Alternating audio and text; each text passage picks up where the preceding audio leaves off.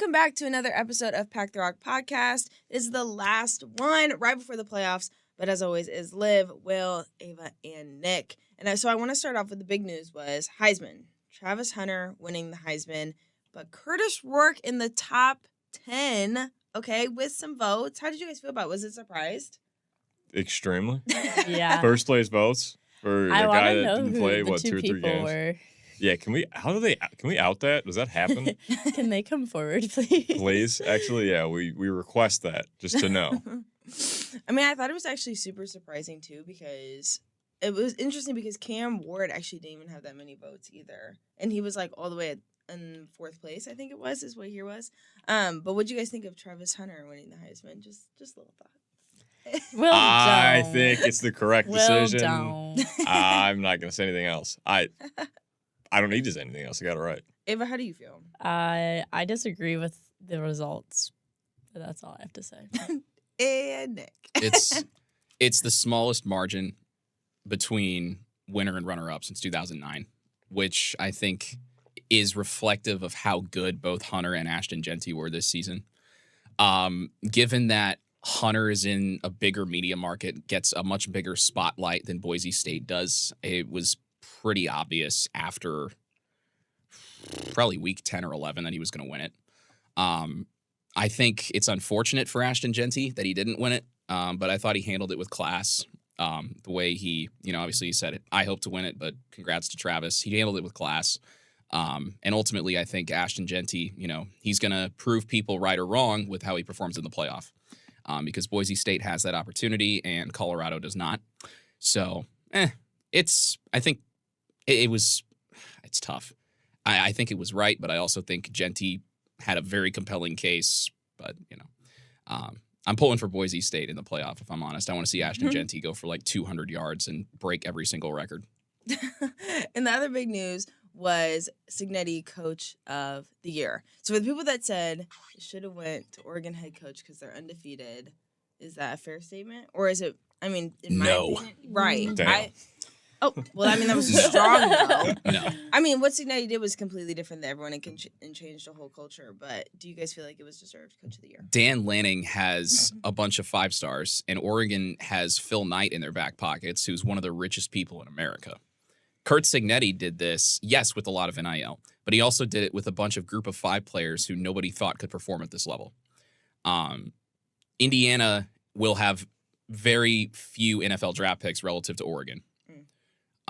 In this coming draft and the drafts to come, I would assume. Curt Cignetti was a lock for Coach of the Year after Indiana started 10-0, honestly. Yeah, because probably. remember, Indiana was in the dumpster at this time last year. Curt Cignetti got him to the playoff in 1 year. That is historic. What Dan Lanning has done, yes, is impressive at Oregon. I'm not trying to take anything away from him. But relative to where Oregon was expected to be versus where they ended up, it's much different compared to Indiana. So shouldn't have went to Deion Sanders. No. Didn't make the playoff. Impressive turnaround. I was saying, But it took them Yeah. 2 years. Yeah, And he didn't make the playoff. well, what he did is still impressive. Like, there's no doubt about it. I'm Yeah. sure he's going to be in the conversation for the next couple of years. But you can't go from 3 wins to 11-1 in the playoff and not win Coach of the Year. And then what's interesting, though, is while that's getting announced, it's also getting announced that Donovan McCulley, who came here as a quarterback, then turned wide receiver, then randomly went to the transfer portal midseason, is now going to Michigan.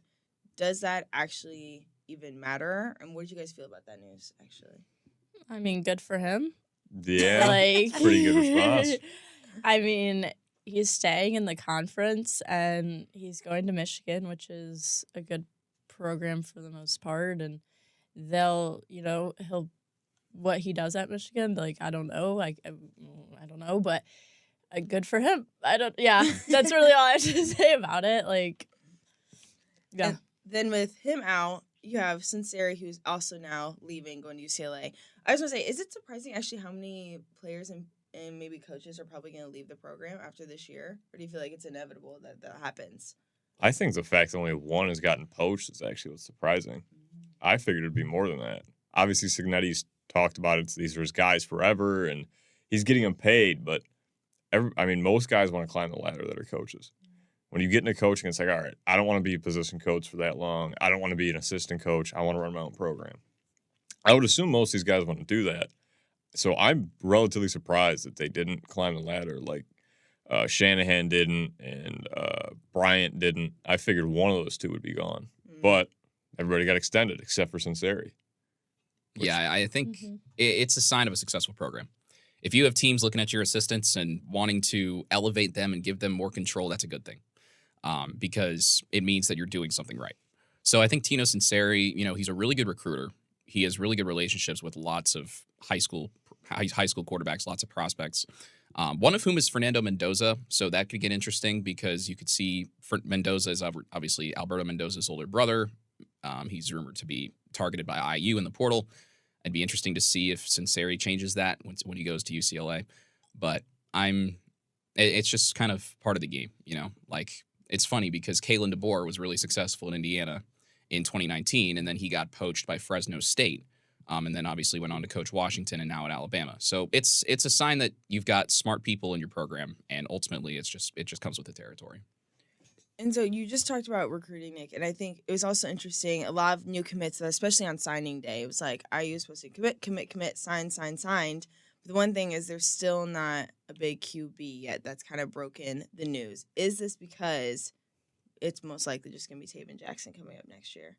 Or what do you guys feel like this QB talk is? Because, that's going to be the main thing with Curtis out. You have votes for Heisman for our last quarterback. Who's going to step up to the plate next? Well, they need with Curtis leaving, that leaves you with 3 quarterbacks. So they need a 4th quarterback. They're going to pick somebody up. And then especially with Mendoza potentially leaving with Tino, we don't know yet.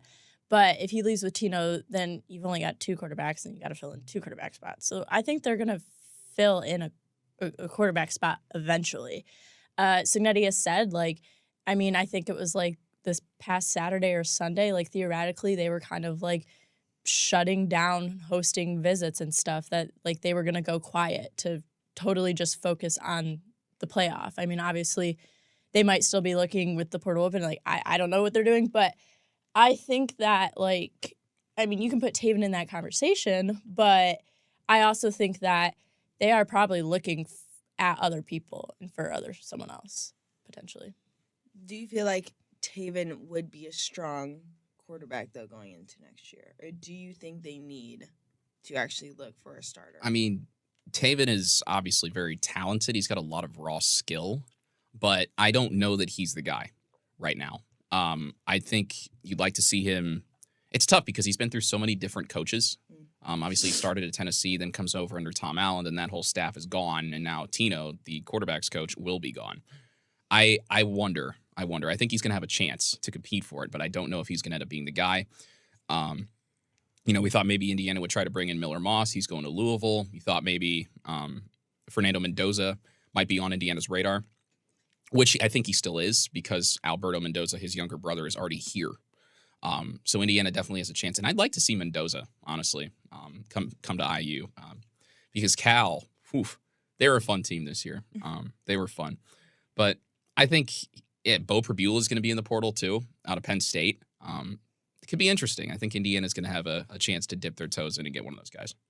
So should Taven even stay? Is there a possibility that he decides to go somewhere else? Could you see that happening? I don't think there's a chance you leave right now. There's quite literally nobody that's fighting for his job at the moment. I would assume somebody's going to come in the transfer portal. It's almost a guarantee. Cignetti's talked about it before. And also, like David just said, we only got 3 quarterbacks. You're going to need a 4th, regardless. But there's no reason to leave right now, unless you're genuinely scared of competing with a transfer portal quarterback. But to me, I don't feel like there's that many that would give him an issue. Obviously Mendoza out of Cal is probably the best prospect in the portal right now. But most of the top guys are gone. Miller Moss is gone. Jackson Arnold's gone. It's a kid from Oklahoma. John Mateer's gone, probably. Yeah. Yeah. Who I don't remember what the backup from Penn State you just talked about. Bo Prabula. Yeah, he's not that great, I don't think. He can run, but that's about it that I've noticed. I'd like to see Indiana with a running quarterback. It'd be interesting. That could be fun. Mm-hmm. Taven Jackson could run a football. Curtis Rourke can allegedly run a football. I have yet to see that. He runs in slow motion. Yeah, he runs in his imagination. Yeah. But I don't think there's a reason for Taven to leave right now. It's kind of an ideal situation for him. He's the only guy with experience on the roster that's actually played, and he knows the system. He's learned it for a year. He's sat and watched Curtis for a year, who's a very experienced quarterback to learn from, period. There's not really much of a better situation you could ask for if you're Taven Jackson. So what should be IU's priority looking for this team for new recruits or transfers? Like, what's the priority? Is it going to be that defense? Is it offense? Is it a certain specific group that you guys feel like IU needs to really put strength into? Everything. Indiana's losing a lot of guys. Basically their entire offensive line. Rourke. I'm trying to think of guys off the top of my head. I know Jalen Walker's going to be gone. Yep. Mikhail Kamara is a junior, I believe. Yeah. He's probably going to go to the draft. That's the worry, is who goes to the draft. Yeah. Everything. And Sig talked about it at Big Ten Media Days back in July. He's like, yeah, we basically completely flipped this roster through the portal, but we're going to be doing the same thing at this time next year. Because he likes to get a lot of experienced guys who he can just plug into the system and go, like Curtis Rourke. So, everything. But obviously, quarterback's at the top of that list. O-line, top of that list. But I'm just going to start naming position groups. They're all going to be at the top of the list. I think it's going to be, you're going to see a lot of new faces on this roster next year, which is kind of just the reality of college sports now. I don't know if it's good or bad, but with this coaching staff, you got to feel pretty confident that no matter who's on the field, they're going to be well coached and they're going to have a chance, especially with the tough schedule Indiana's got next year, Iowa, Oregon, Penn State all on the road. They're going to have a chance because they're going to be well coached. And so you already started talking about the schedule. So IU did announce the schedule for 2025. And I have interesting thoughts about it with no Michigan, no Ohio State. Is that surprising that you guys saw that? I'm mad we don't get to play Ohio State again Right? next year. That might be an unpopular opinion, but I don't, whatever, Michigan, whatever. But I wish, we could go see Ohio State. Well, they'd come to us, actually. But I wish we could get that rematch. I'm a little bit disappointed we're not getting it. But, yeah, that's how I feel about it. I mean, yeah, why wouldn't you want to see blue blood programs come into Memorial Stadium or have Indiana go travel there? If they're a top team in the program, you should be playing top teams. Yeah. I don't care how you want to look at it. The strength of schedule, whatever conversation you want to have. I mean, why wouldn't you want to see top teams play top teams? Yeah. It's just entertaining football at the end of the day. So, I mean, no Ohio State's rough. No Michigan's kind of tough. USC would have been fun. Their schedule next year, though, it's not that bad. No, but they travel. The non-con is nasty. Their travel is back-to-back weeks, Well, there's a bye between Iowa and Oregon. Yeah. Oh, really? I missed that then. That bye is going to be huge. Yeah, that is going to be huge. The Maryland and then at Penn State, that's kind of rough because there's no bye there. Yeah, but that's actually tougher. Maryland's not exactly you still got to travel. Scary program. All the way out there. They put up 30, didn't they? They put up 28 in Indiana. Yeah, when Curtis Rourke made back-to-back awful throws. True. Put up 30. Yeah, they did, but Billy Edwards is gone. So and Ty Felton's probably gone to the draft. There's no way Ty Felton stays in Maryland. There's absolutely no way. But how do you guys feel about ODU, Kennesaw State, ISU? IU should win those games by an average of 60 points. I am not kidding. Not ridiculous. No. Kennesaw State is outside of Purdue, probably outside of them and Kent State. Kent State, Kennesaw State, Purdue. 3 worst FBS programs in the country. Kennesaw State just moved up from FCS, a la James Madison, but they've had much less success. Indiana State, we know they're historically bad. They've been riddled by injuries, though, and I'll cut them a little bit of slack. Shout out to the Trees. Old Dominion, they went 3-9 this year or something, maybe. Just those are cupcakes, and I wish Indiana would have scheduled a tougher non-con because we're gonna have the same discourse next year about how Indiana plays cupcakes, but then Indiana plays Iowa, Oregon, Penn State. We're gonna see what they're made of. I think Wisconsin too. That's fun. Wisconsin, yeah. Shout out Danny O'Neill, Cathedral High School graduate, just committed there.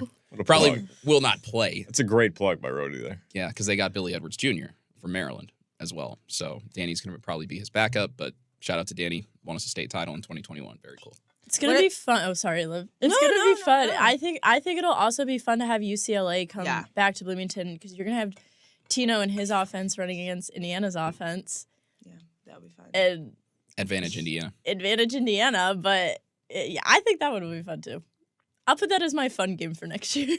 It's a fun game. The fun game. My fun game. Well, my fun at home game, because Oregon will be fun. Maybe not for us, but it'll just be fun.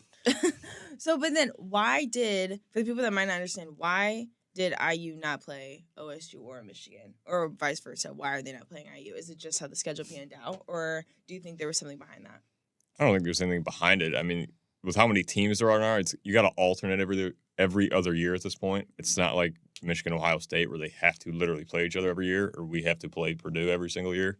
Well, Purdue's a protected rivalry. Right. That's what I'm saying. Yeah. It's the rivalry thing. You have to play your rival every year. Yeah. You don't have to, but it's kind of a given. Yeah. But with how many teams there are at this point, and there's only so many games, so many conference games. There's 8. You got to flip every other year. So with Indiana not having a direct rival between some of those teams, or really any of those teams, they're not going to play them every year. Yeah, the only protected rivalries are Michigan State and Purdue. Illinois, I think, used to be on that list, but then the Big Ten removed it. It's weird, but when you have Illinois would be on that list anyways. Yeah, well, Illinois, it's weird. It used to be a thing. Shout out Connor Bazelak in 2022. That was fun. But no, it's we're one of those. Bazelak shout Oh, we're getting Connor Bazelak. Hey, he took Tom Allen's defense down to the wire. That was wow. But no, yeah, when you have an 18-team league, like these things kind of happen. At least the Big Ten plays 9 conference games, unlike a certain conference playing Mercer in November and complaining about strength of schedule. Yeah, shut up, please. Okay. Sorry, I don't like them. I don't like the SEC very much. We know. Yeah, I think they don't like me. If you watch the podcast, No, they don't. They don't like me. We have figured that out. I don't like the woke SEC. Bama did not deserve to be in the playoff. And if you want to come at me on Twitter, that's fine.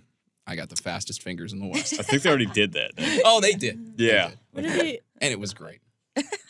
So when you look at this schedule, is it going to be another season where IU can only maybe afford one loss to get in the playoffs with a schedule like this? Do you think it's going to be looked at as a weaker schedule? It depends if Iowa likes to play football next year, or Penn State. I mean, because that's 3 road games, and if they're all ranked, I'm kind of just chalking the Oregon game up as a loss. I'm going to be totally honest with you. Really? No self-imposed limitations. Really? I'm just assuming that Indiana's not going to be able to beat Oregon.